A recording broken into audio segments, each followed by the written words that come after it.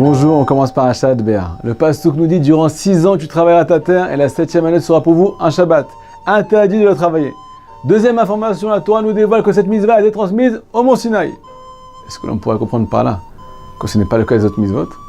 Eh bien, Chazve Shalom, le Midrash nous explique que la Torah vient tout simplement nous enseigner que de même que la mitzvah de Shemitah a été transmise au Mont Sinaï, et cela de façon intégrale, dans ses moindres détails, eh bien pareil, c'est le cas de toutes les autres mitzvot. Elles ont, elles aussi, été transmises intégralement au Mont Sinaï.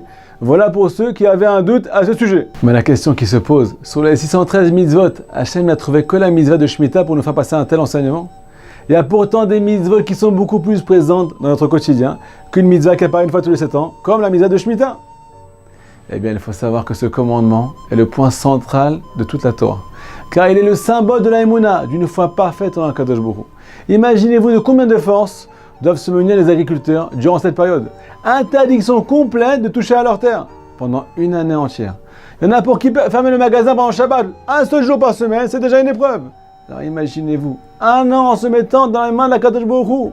Repose-toi sur lui, il a promis la baraque à celui qui respecte sa volonté. Selon nos sages, celui qui garde cette mitzvah porte le nom de Gibour et Koach, ceux qui sont puissants et appliquent la parole d'Hachem, une expression qui est en général employée que pour les anges, qui ont déjà vaincu leur mauvais penchant.